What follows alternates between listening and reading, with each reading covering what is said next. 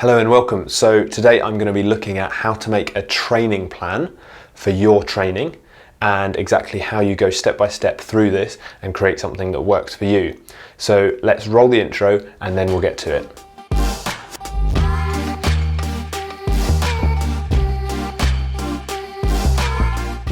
So the first step in any training plan is always to benchmark where you are at the moment.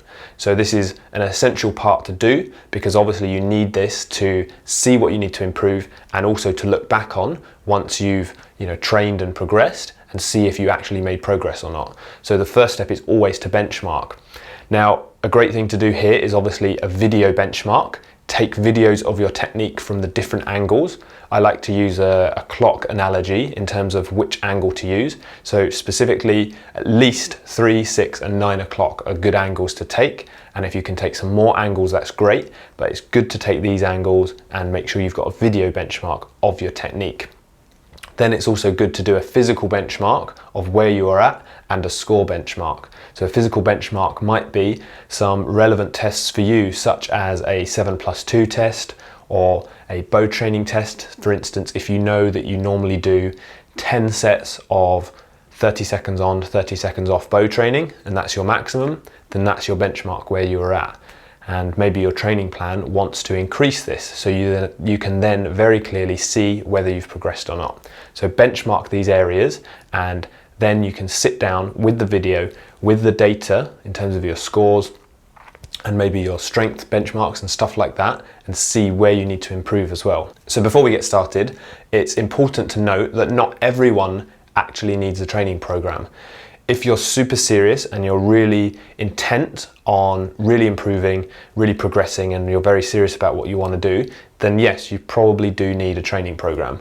But if you are just shooting your archery, you're enjoying it in terms of, maybe you go once or a few times per week to shoot and you simply do it for fun, you don't really want to improve in terms of you're not pushing yourself really hard to improve, you're more focused on enjoying it, then it might be better to just focus more on continuing to enjoy your archery and just doing a couple of extra additions in your technique every so often at your own pace and not really pushing yourself too much.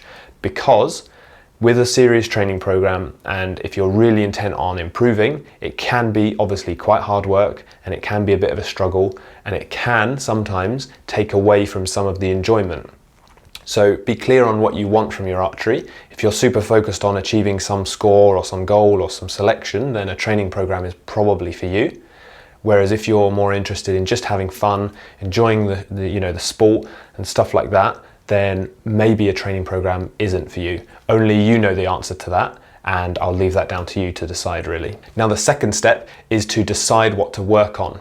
So let's have a look at this video now, which is actually of me years and years ago of my technique, and then we can go through some areas that need improving in order to get to a certain goal. So let's have a look at the clip first.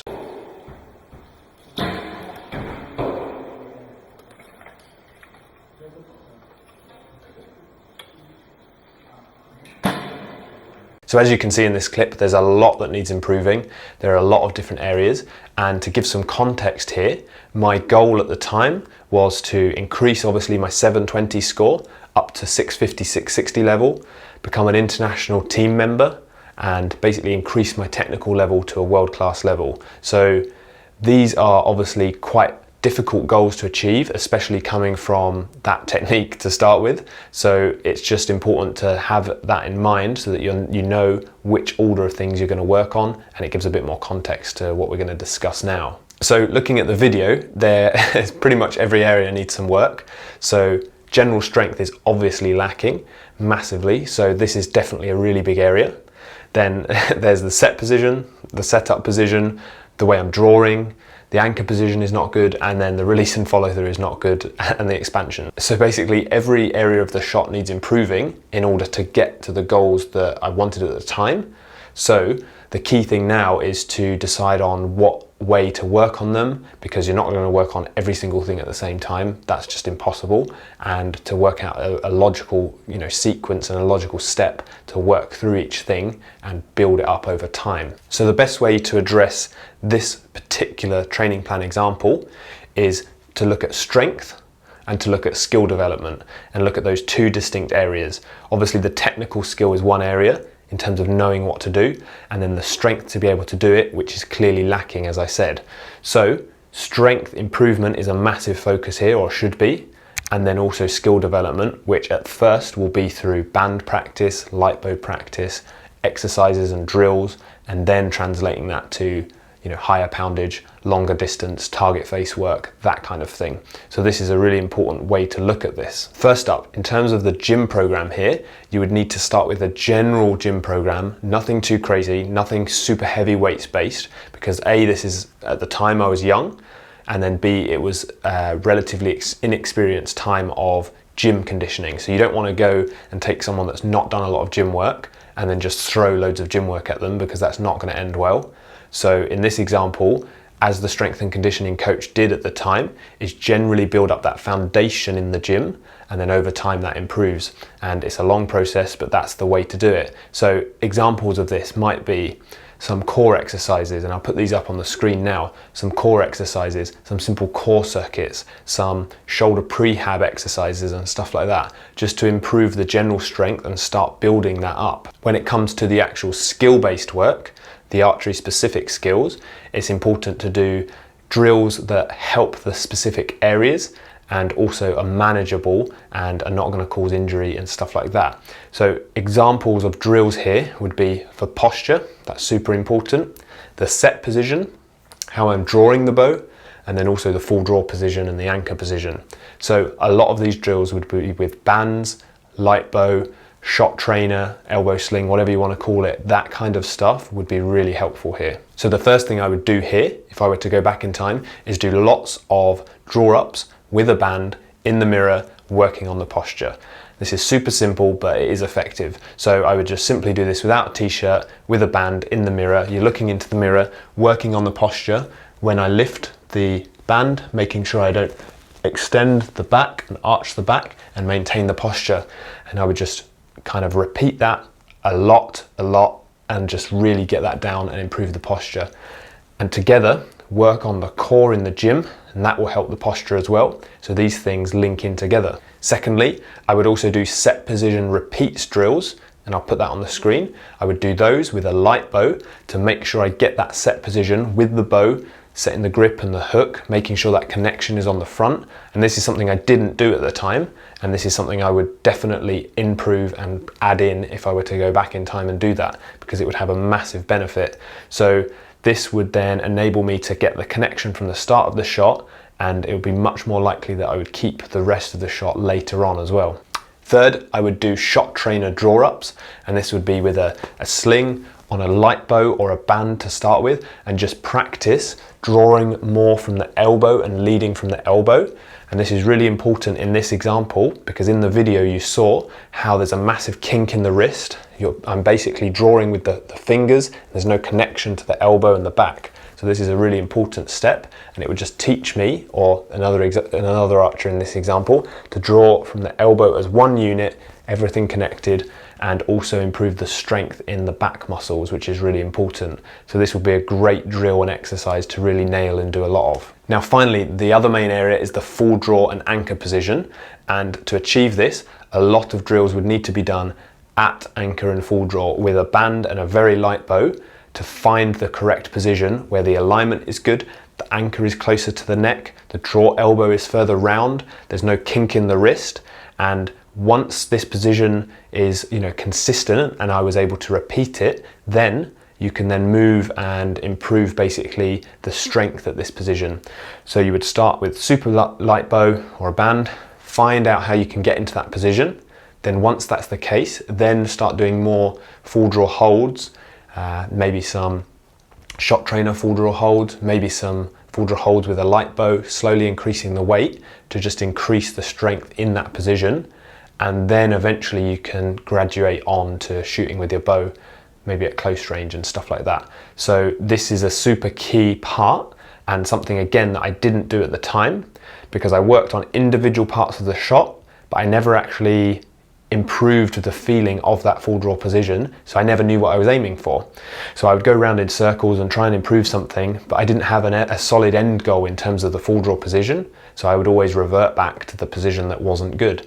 And this probably added years onto my technical development, and if you have the option, definitely make sure that you don't make that same mistake and you get to the position you want to and understand that, and then you can move on and improve your strength. Now it's time to measure the progress and decide how you're going to measure this. In this example, core strength is going to be easily measurable by things in the gym, such as how many sets of a circuit I could do, how much, how long I can hold a side plank, front plank, other core exercises for, how many repetitions of a certain exercise I can do. That sort of thing is very easily measurable. So that's one thing. In terms of posture, a 6 o'clock angle of the arch in the back would be great for measuring posture. See how that improves over time.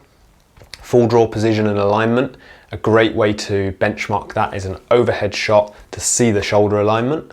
That's an example of that. So these are some key ways that you would measure progress here.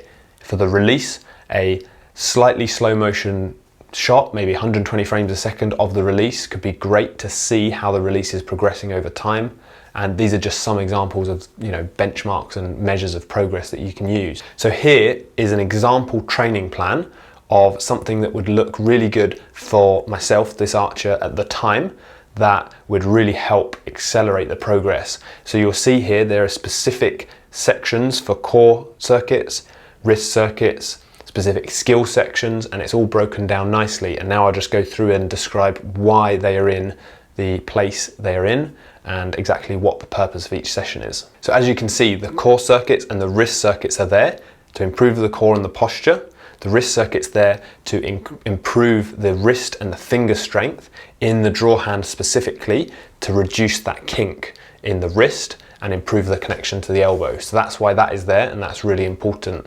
You'll notice in the skills sessions, there are specific drills like I mentioned, and there's a big focus on doing the correct thing with light weight and lots of repetitions to get that muscle memory. So set position repeats drill, drawing up in the mirror, checking your posture drill, arrow in the elbow device drill to increase the feeling of expansion. These things would be really great to improve the feeling and the muscle memory of the correct movement.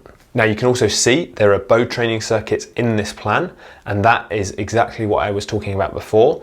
It's in order to improve that full draw position, improve the strength over time, and the key thing here is to do it with the correct technique and not just strengthen the wrong position and probably cause injury as well. So this is the key thing here, is to make sure the technique is good, gradually improve over time.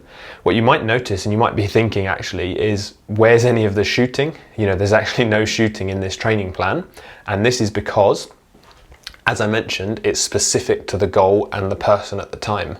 If I were to go back in time to this moment, I know what my future goals are, I know what the best way to achieve them is, and this is the plan I would do, because in the long term it gives the best chance of improving the quickest. If I were to shoot, and I know because I did this and I shot, I consistently reverted back to my bad technique, then did some work on something, then reverted back. Whereas if I actually didn't shoot and spent a lot of time doing the correct thing with drills and training and strength, then actually in the long term I would be better off. So this is an example for this specific person, which was me, and it's because my goals were to basically rebuild my whole technique. That is why this approach was necessary, or would be necessary in this example, and why it's relevant. This might not be relevant for you, because like I said, it depends on the goal, it depends on what you want from your archery. A lot of people don't want to just do drills all week.